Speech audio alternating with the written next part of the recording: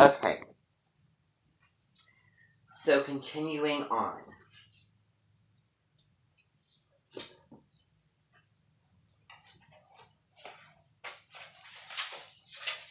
With the letter. And there's a good chance that we won't get through all of this today. So we'll just have to see.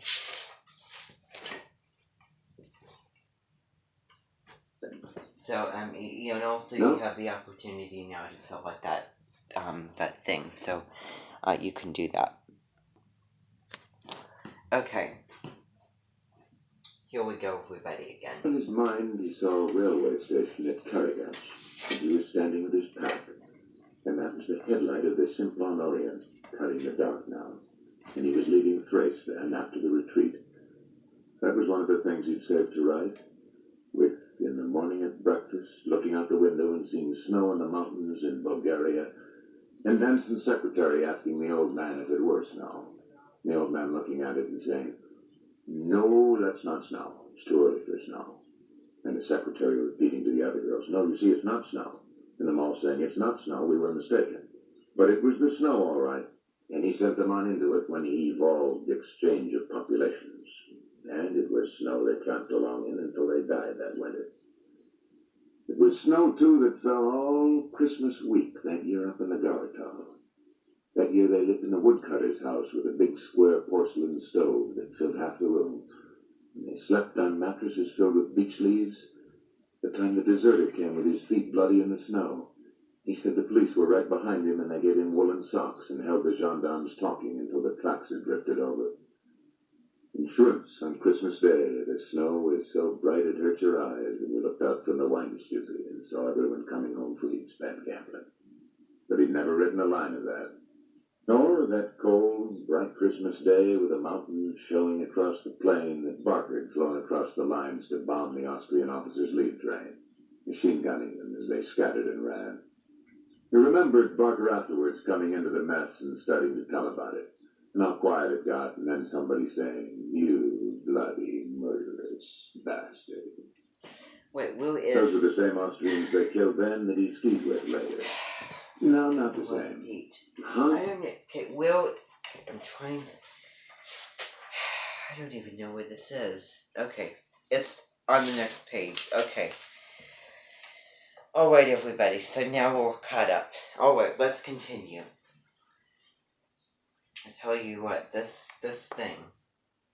that he skied with all that year had been in the Kaiser Jägers, and when they went hunting hares together up the little valley above the sawmill, they talked of the fighting on Vesubio and the attack on Pertica and Assoloni, and he'd never written a word of that, nor of Montecorno, nor the Siete Comune, nor of Arciega.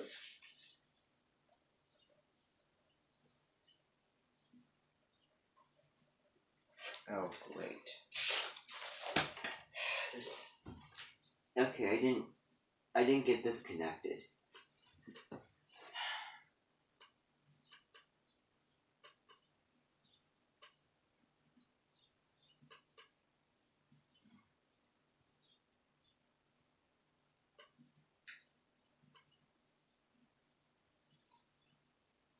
Okay. Well, I think,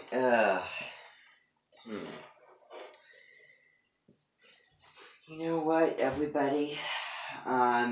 We've been in here a while, so, Where did we stay? Well, it's back. Stay in Paris? He asked the woman who was sitting by him in a canvas chair, no, in Africa. At the Cream. You know that. Why do I know that? Well, that's where we overstayed. No, not always. There, at the Pavillon Henri IV in Saint-Germain. You said you loved it there.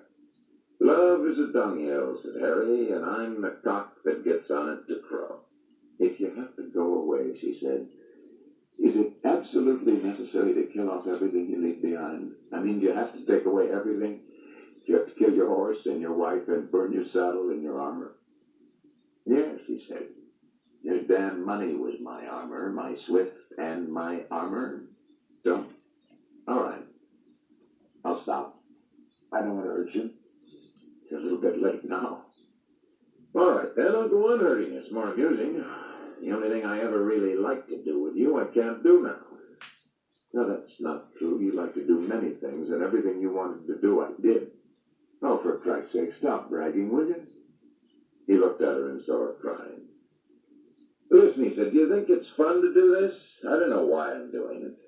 It's trying to kill to keep yourself alive, I imagine. I didn't mean to start this, and now I'm crazy as a coot and being as cruel to you as I can be. Don't pay any attention, darling, to what I say. I love you. Really. You know I love you. I've never loved anyone else the way I love you. He slipped into the familiar lie he made his bread and butter by. You're sweet to me. You bitch, she said. You Now remember bitch. that... Thought. Oh, for the love of...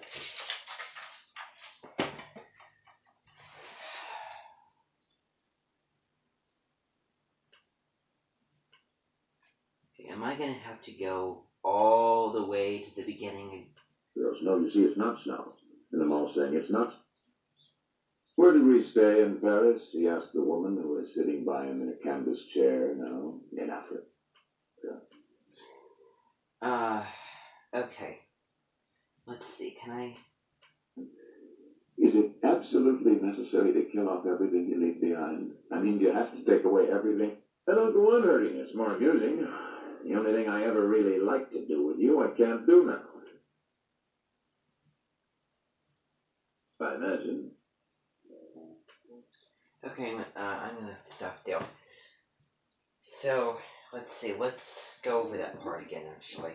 I didn't mean to start this, and now I'm crazy as a coot and being as cruel to you as I can be.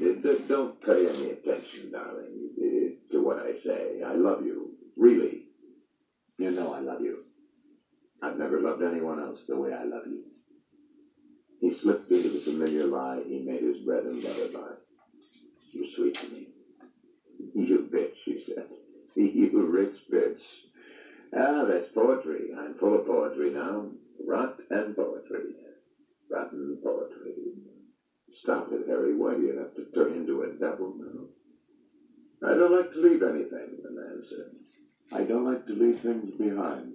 Let's stop it. So, It was easy. now remember the whole thing with Zach Callison's songs. Here's the thing. In literature, in really famous, profound literature, you know, and especially considering Ernest Hemingway's writing style.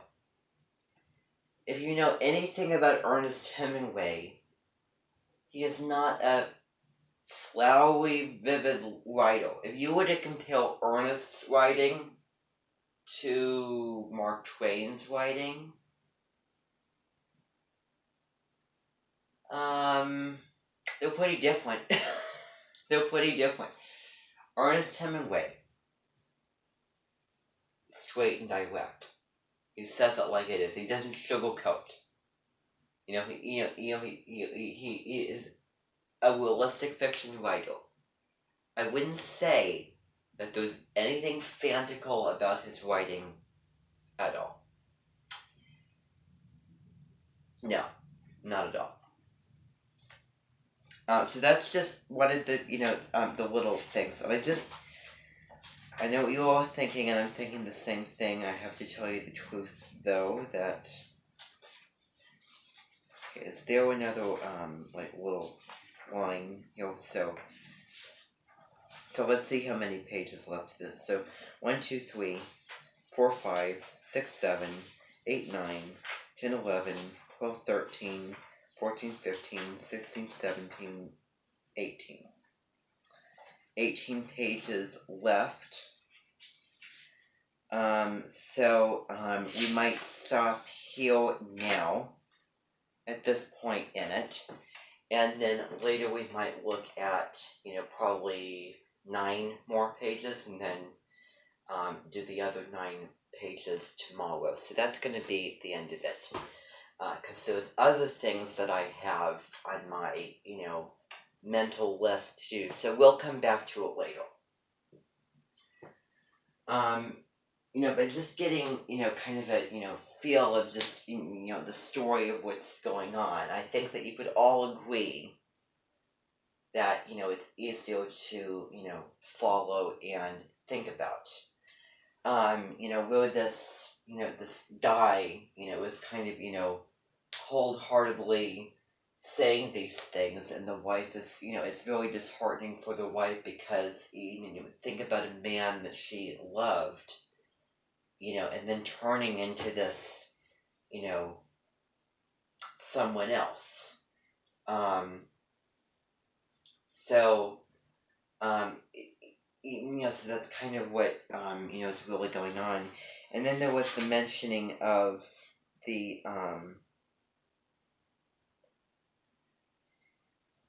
Leto.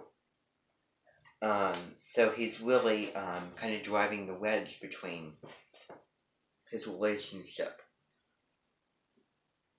But still, despite, everything, he still, he still loves her. So this letter is him writing,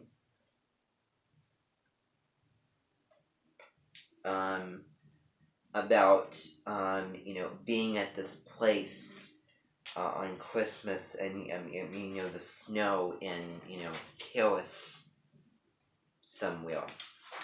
So, you can, take a closer look at that. So, that's going to be all for now. That is going to be all for now, generally, okay? So, thank you very, very much, everybody. You can all leave, and we'll have our dinner with Yolanda later. Thank you very much.